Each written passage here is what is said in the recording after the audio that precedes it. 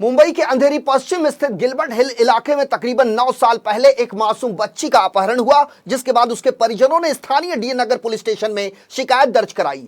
आज 9 साल के बाद डीएन नगर पुलिस ने पीड़ित मासूम बच्ची को ढूंढ निकाला और उसे उसके परिजनों के हवाले कर दिया। 9 साल से अपने कलेजे के टुकड़े का इंतजार कर रही मां ने जैसे ही अपनी बेटी को देखा, वो फफक कर रो पड़ी। डीएन नगर पुलिस ने अपहरण समेत कई आपराधिक धाराओं के तहत मुकदमा दर्ज कर इस मामले में आरोपी को गिरफ्तार कर लिया है, जिसका नाम हेनरी डिसूजा बताया जा रहा है। 9 साल से गायब रही पूजा का उसके परिवार से मिलान कराने में सोशल मीडिया का भी अहम योगदान रहा। अंधेरी पश्चिम के जिस गिलबर्ट हिल इलाके में पूजा का परिवार रहता है, वहां के लोगों ने पूजा की गुमशुदगी के बाद उसकी तलाश में एक अभियान छेड़ा, जिसे सोशल मीडिया पर लोगों का बेहतर प्रतिसाद भी मिला। आपको बता दें कि पूजा का अपहरण 22 जनवरी साल 2013 में उस वक्त हुआ था जब वो अंधेरी के गिलबर्ट हिल इलाके में अपने भाई के साथ स्कूल जा रही थी। स्कूल परिसर में भाई के अंदर जाने के बाद अपहरणकर्ता पति पत्नी पूजा को आइसक्रीम दिलाने के बहाने अपने साथ लेकर गए, लेकिन उसके बाद पूजा दोबारा लौटकर नहीं आ पाई।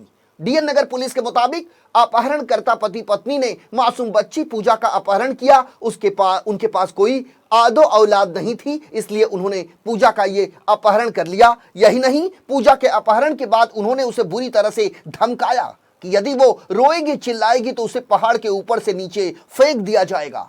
किसी को भनक न लगे, इसलिए अपहरणकर्ता पति पत्नी पूजा को अपने साथ लेकर गोवा भी गए।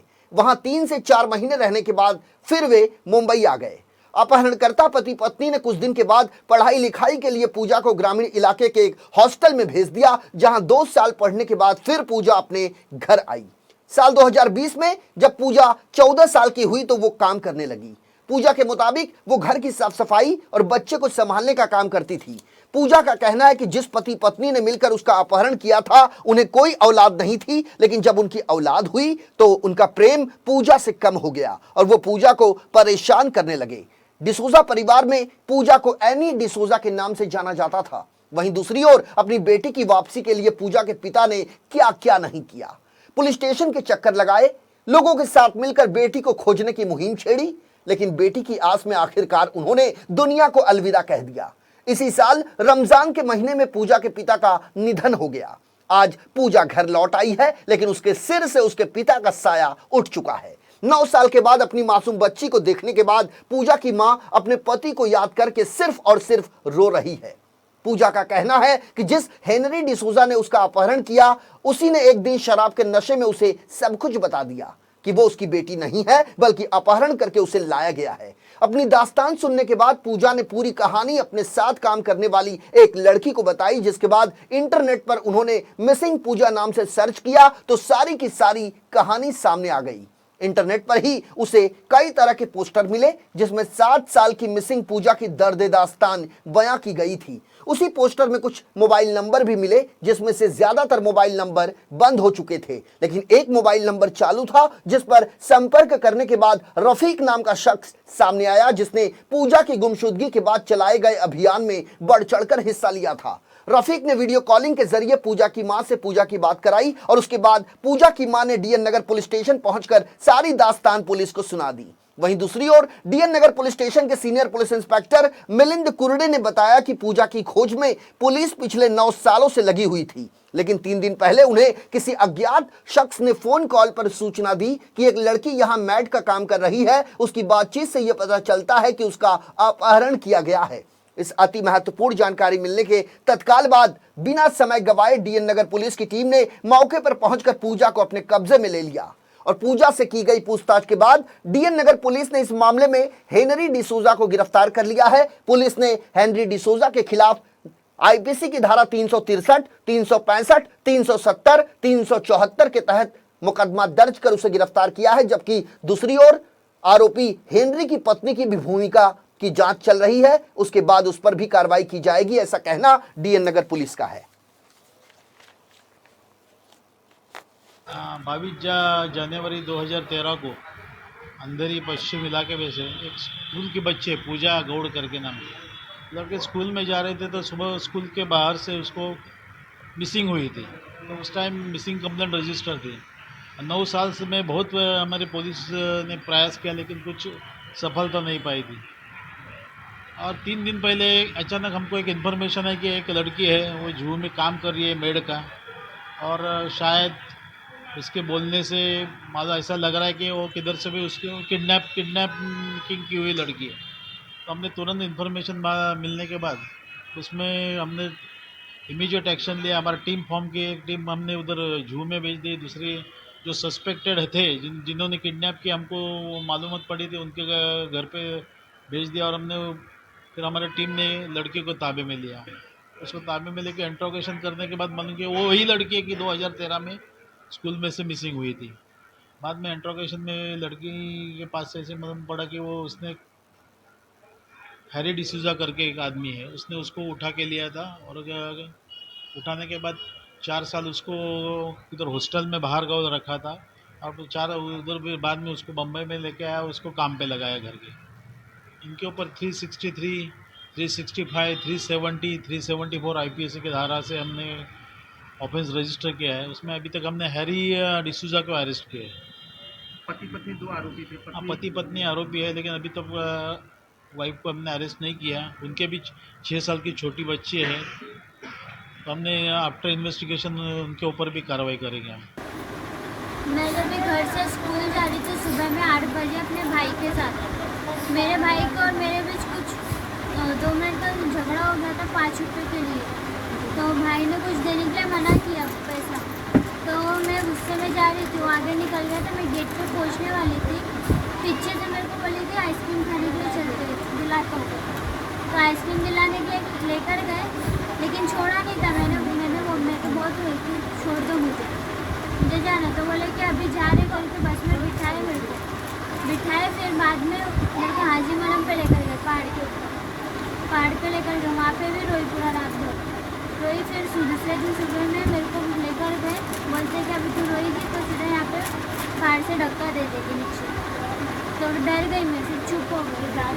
3 दिन रुकने के बाद फिर हम लोग यहाँ पे गए गोवा में, आंटी के यहाँ पे। तो वहाँ पे गए तो वहाँ पे भी रोई। तो उनकी आंटी के घर पे रह रही थी आप? जी, हैरी और सोनी की? हैरी के, उसकी आंटी है। हैरी की आंटी गोवा में रहती है, जी, उसके घर पे आपको 9 साल तक रखा गया? नहीं, 2-3 महीना वहाँ पे थे हम, वहाँ पे रुके थे। लेकिन वहाँ पे मैं बहुत रोई थी। तो वो अंकल अपने आंटी को लेकर बाहर गया था वॉक के लिए, और औरत और मैं थे। तो फिर बोले कि अगर रोएगी, अभी दूसरे बार हम लोग वार्निंग दे रहे, रोएगी तो जबान पे झटका दे देगी, ना तू किसी को बोल पाएगी ना किसी से कह पाएगी। तो तभी भी डर गई थी, तभी भी शांत हो गई, तब भी मेरे को अच्छे से रखे थे। उसके बाद हम लोग विल्ले पाले में आए। विल्ले पाले में आने के बाद एक भाड़ू की कुछ घर लिया था, घर में फिर हम लोग रुके होगी 2-3 महीना इधर।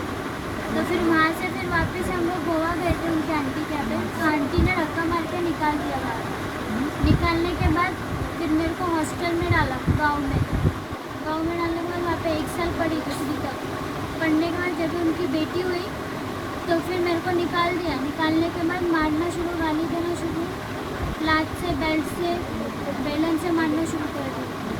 मारने के बाद फिर अपना घर का काम झाड़ू करने के बाद फिर 2020 में मैं काम पे लगी 24 घंटे के। 3 बार मैंने 24 घंटे का उधर आपको काम कराते थे लोग? 24 घंटे का मैंने 2-3 बार छोड़ दिया। 2 बार तो छुट्टा काम छोड़ दिया। अभी ये तो आपने कभी कोशिश नहीं किया वहाँ से भाग के आने के लिए? पीछा भी करते ना कभी कभी, इसीलिए।